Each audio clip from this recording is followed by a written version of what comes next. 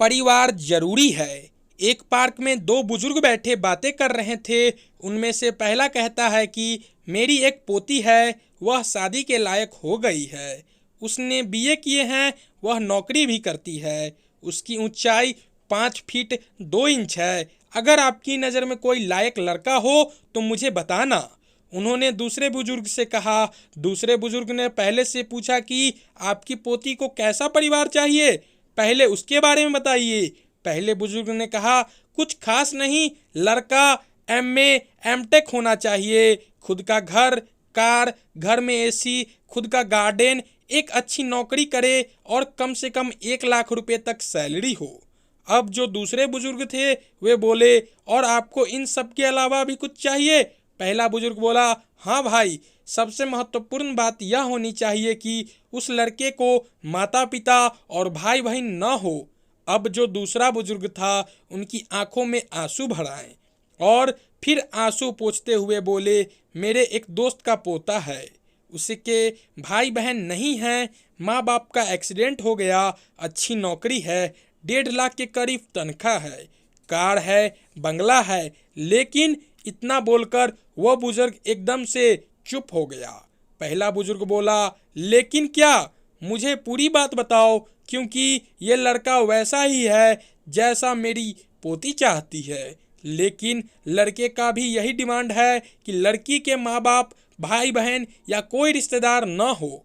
फिर बोला, अगर तुम्हारे परिवार वाले आत्महत्या करते हैं तो शादी की बात हो सकती है। मैं तुम्हारी पोती की शादी उससे करा दूंगा और वह बहुत खुश होगी।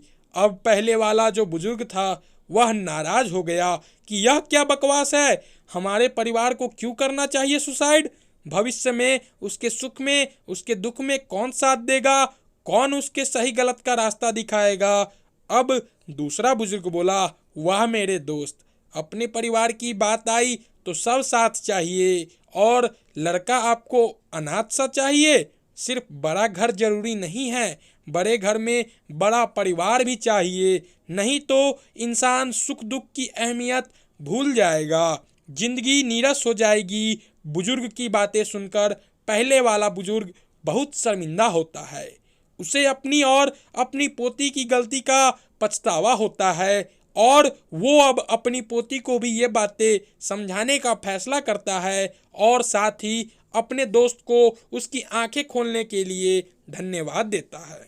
दोस्तों, एक बात का हमेशा ध्यान रखें, परिवार है तो जीवन में हर सुख कई गुना लगने लगता है और दुख ना के बराबर। परिवार नहीं तो किसे अपना सुख दुख बांटेंगे? इसलिए जीवन में सबसे पहले और सबसे ज़्यादा अपने परिवार को अहमियत दे।